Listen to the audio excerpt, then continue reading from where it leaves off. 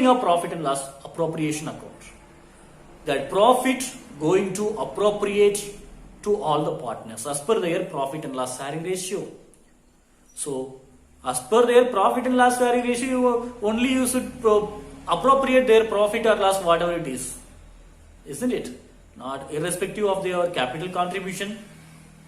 If deed is silent about profit and loss account, if deed is silent about profit and loss sharing ratio, what is the measure? So irrespective of their capital contribution, it should be shared to all the partners equally. So have to keep it in mind. Okay, very important question it is. Many times they are asking in the exam, and you can expect past adjustment problem from this chapter. And preparation of partners capital account. So two kinds of capital account. One is fixed capital account and another one is fluctuating capital account.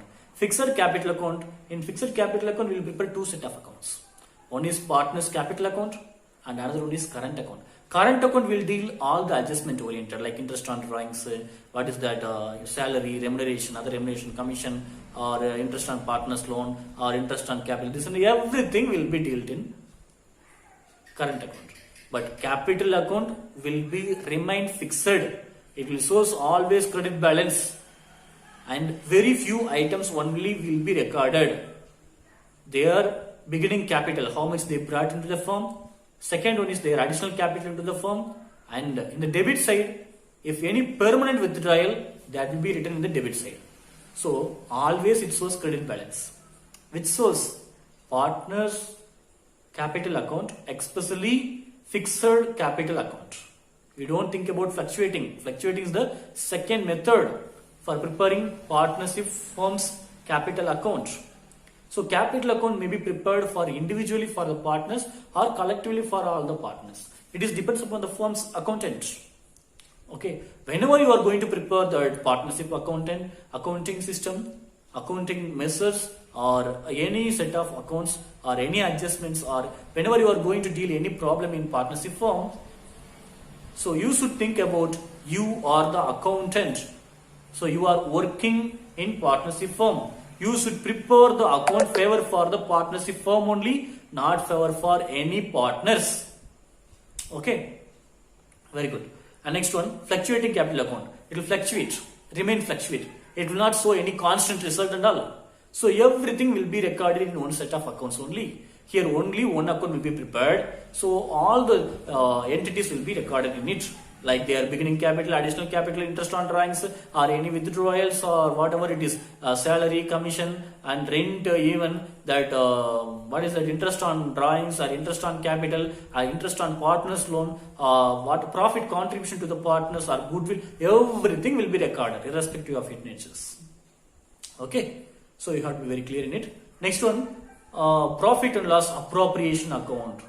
Appropriating profit, I told you already. Okay, good. Next one, what is the next one? Guarantee profit. That also knows that one single partner can give guarantee for a new partner, or collectively all other partners can give guarantee for an upcoming new partner. We will discuss about it elaborately in admission of a new partner. Okay, apart from that, past adjustment is very important, because every year 6-mark question based on past adjustment. From this chapter only they are getting, because past adjustment is available from fundamentals of partnership only, not from other chapters. So especially you focus from this chapter how to prepare past adjustments. What is the meaning of past adjustment? That mistake is happened already. Mistake happened already. We are going to adjust it now, which is we are going to give correct entry, isn't it? So for example, if already they made a mistake, like how to give salary for A, B, C, all the partners, all are active partners. So everybody should be credited 1,000 rupees. But irrespective of that, already the amount was credited for A 1,200, for B 1,600, for C only 200. But equally, it should be shared by all three partners. That remuneration, it is accepted by deed. Every partner should get 1,000 rupees as the remuneration per annum. So in this situation, A's account will be debited by, B's account will be debited by 600, A's account will be debited by 200, and C's account will be credited by 800. So this is past adjustment because mistake happened already. Past adjustment, we are going to adjust it now. That mistake we are going to adjust. So what account should be debited? What account should be credited? Actual entry is A, B, C should get 1000 rupees. But A got 1200, B got 1600, but C got only 200 rupees. So now whose account should be debited? A and B's account should be debited by 200 and 600. A for 200 and B is 600. And that amount should be credited to who? C. So this we will do elaborately in partnership, especially in part, what is the past adjustment, okay? Past adjustment. Okay. Next one. Third, very important chapter is goodwill. Very, very important, and definitely one question will come for 3 mark based. And not only that, while you are preparing 8 mark question, 6 mark question, goodwill is the base. Third chapter is goodwill. In NCERT book, it is hidden in admission of a new partner. But my suggestion is to prepare only T.S. Girival's book.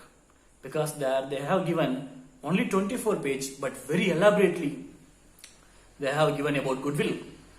So what are the different kinds of goodwill? What is the meaning of goodwill? What is self-generated goodwill and what is purchased goodwill? And goodwill is covered under section AS 26. It is an intangible asset. Intangible asset. When we are paying money or money is worth paid for it, that time only goodwill will be considered. Isn't it?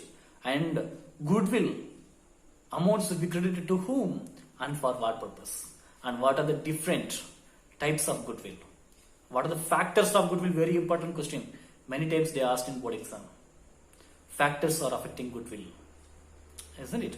So this is that everything is available in our T.S. Girival's book. My best suggestion is to prepare T.S. Girival only 24 pages.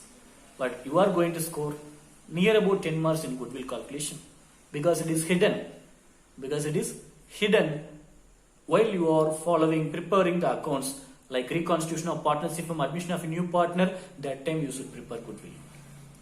If any partner died, that time you should prepare goodwill.